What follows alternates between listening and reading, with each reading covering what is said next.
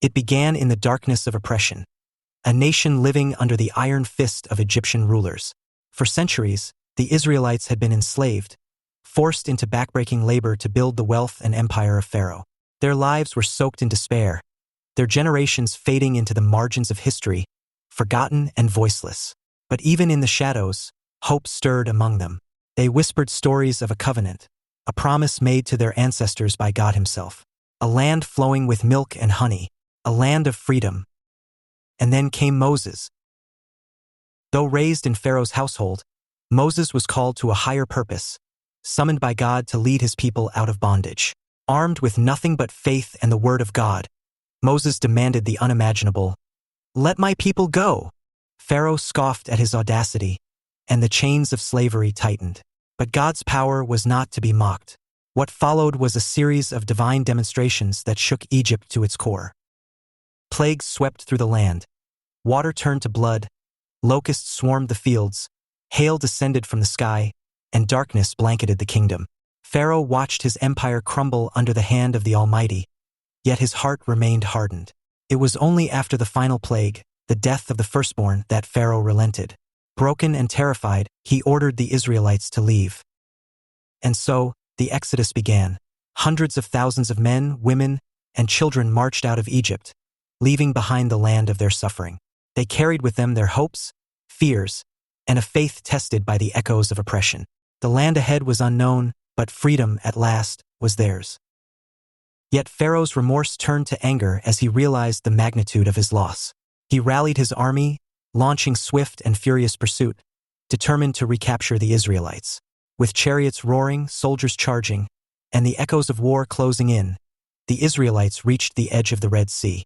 Ahead of them was an impassable body of water. Behind them, Pharaoh's army thundered closer by the second. Panic spread like wildfire through their ranks. But Moses had heard the voice of God.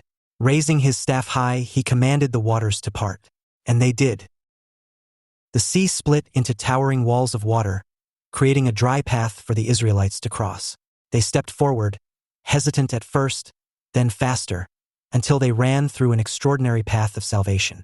When Pharaoh's army attempted to follow, the waters collapsed in a powerful tide, swallowing chariots and warriors in an instant. Egypt's might had crumbled. God had delivered his people. With Egypt behind them, the Israelites began their trek through the wilderness. The destination? The promised land. The journey?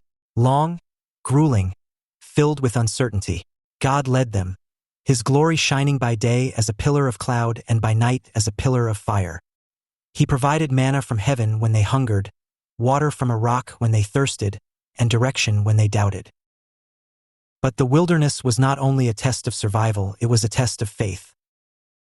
Though freed from physical bondage, the Israelites struggled to relinquish the chains of fear, doubt, and rebellion.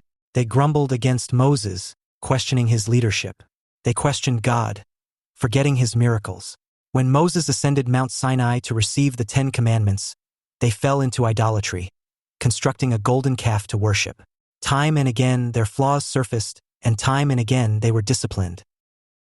The journey stretched into 40 years, a generation wandering, learning, and transforming. Leading this vast nation was no easy task, and even Moses himself grew weary. As they traveled, lessons unfolded with every step. Trust in God became their most vital resource. Obedience to his commandments became their moral compass, and unity as his chosen people became their strength. But not all of them would see the promised land. Moses himself would stand at its edge but not enter, passing the torch to Joshua.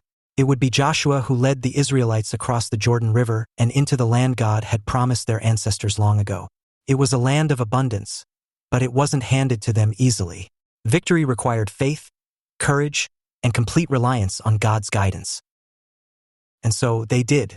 Through battles and bloodshed, the Israelites claimed their inheritance, seeing firsthand the realization of their covenant.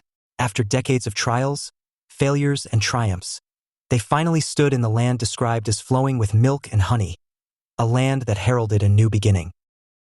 The journey was over, but the impact was eternal. The Exodus wasn't just the story of liberation. It was the story of transformation. What began as a group of oppressed people became a nation defined by divine purpose. Through the wilderness, they learned to trust in God's provision, to embrace His laws, and to carry forward their identity as His chosen people. Even today, their story resonates. It echoes through teachings of perseverance, faith, and redemption. It reminds us that the path to freedom is rarely straight or easy. Sometimes we must wander through the wilderness, learning, growing, and even suffering, before stepping into our promise. Thanks for watching this video, and also consider subscribing to this channel for more videos on faith and spirituality.